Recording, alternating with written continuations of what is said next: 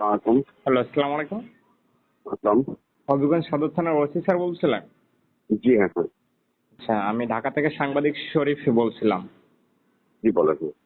আচ্ছা, আপনাদের ওখানে আছে এনসিপির নেতাকর্মীরা যে প্রোগ্রামটা করলো কালকে, তো এইটাতে যে অতর্কিত হামলা করলো যারাই, যে দুর্বৃত্তরা, তো এইটার বিষয়ে এখন পর্যায়ে আপনাদের কার্যক্রম কি নিলেন আপনারা?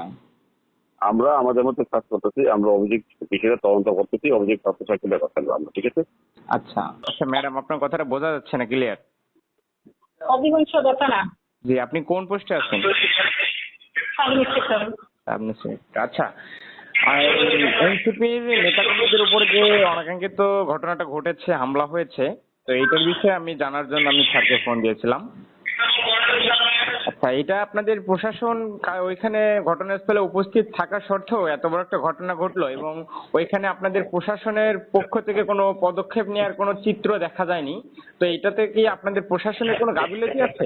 আমাদের প্রশাসনের কোনো গাফিলতি নেই, আমাদের এসপি সহ ছিলেন মাঠে। আচ্ছা ম্যাডাম, কোনো মিছিল মিটিং এ যদি কোনো দুপক্ষের সংঘর্ষ হয়, সেখানে আপনাদের কি রাবার বুলেট এবং টিয়ার সেল ছোড়ার কোনো অনুমতি লাগে ঊর্ধ্বতন কোনো কর্মকর্তা? না, এটা উদ্যোগ কর্তৃপক্ষ আবার স্যালারিও দিতে পারে না, আমাদের তো এসপি নিজেই ছিলেন এখানে। আচ্ছা, তাহলে ঘটনাটা যে ঘটলো, ঘটনাস্থলে একটা রাবার বুলেট এবং একটা টিয়ার সেল ছোড়ার কোনো বিন্দু মাত্রা চিহ্ন দেখা গেল না, এইটার বিষয়ে কতটুকু আপনার জানা আছে এবং জানা নেই? দিচ্ছে তো, একটা হয়েছে রাবার বুলেট, সেইটা হচ্ছে একদম।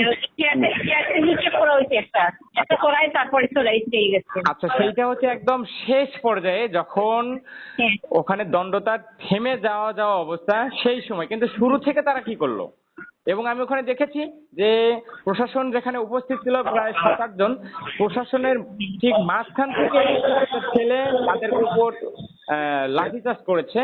তো তাহলে সেই ব্যক্তিটাকে প্রশাসন তখন গ্রেপ্তার করলো না কেন? এখন এসপি তো আমাদের এসপি নিজেই ছিলেন সেখানে হ্যাঁ। উপস্থিত। আচ্ছা ম্যাডাম, এখন তারাই ভালো জানেন। আমাদের যারা ওখানে ছিল গণমাধ্যম কর্মী, আমরা তাদের কাছ জি, থেকেও জি। শুনেছি, আমরা ফুটেজ দেখেছি, এইটার উপর বিশ্লেষণ করেই আমি আপনাকে ফোন দিয়েছি। তো বুঝছি। একটা ঘটনা যদি কালকে তো একটা সমাবেশে যদি আমি বলি, একটা সমাবেশে যদি কখনো দুপক্ষের সংঘর্ষ হয়, সেখানে যারাই দোষী সাব্যস্ত হবে প্রশাসনের চোখে, একটা না একটা ব্যক্তি সেখানে গ্রেপ্তার হওয়া উচিত ছিল। তাহলে সেইখানে তো কাউরে গ্রেপ্তার করার কোনো আশঙ্কা পাওয়া গেল না। এখন এই জন্য আমি বলতেছি, আপনি তার সাথে কথা বলেন, কথা বললে এটা বিষয়টা ইয়ে করতে পারবো, সঠিকভাবে জানতে পারবো। আচ্ছা, স্যার কি এখন ফ্রি আছে, না আমি পরবর্তীতে না না, স্যার? তার বাইরে আছেন, ওই জন্য আমাদের এখানে কার্ফিউ জারি করা হয়েছে। জি, সেটা তো আমি দেখেছি এবং শুনেছি, সেটা তো আজকে জারি জি করেছেন জি, আপনারা। এখন এই জন্য স্যার স্যার স্যার বাইরেই আছেন। আচ্ছা, এটা আমি বলি, এটা আপনারা আজকে কার পয়েন্ট জারি করেছেন 144 ধারা, তো ঘটনাটা কালকে ঘটেছে, আজকে এখানে জারি করে তো লাভ নেই, আজকে তো এখানে এনসিপির কোনো নেতাকর্মীও নেই, এবং বিপক্ষ যারা ছিল তারা তো আজকে এখানে হামলা নেতাকর্মী করবে না। এরা তো দেখুন মৌলভীবাজার, এরা তো আসবেই, জি আশা করতে তো আমাদের হবিগঞ্জ পরেরই। জি, আর এইখানে যাতে কোনো ঝামেলা সৃষ্টি না হয় সেই জন্য।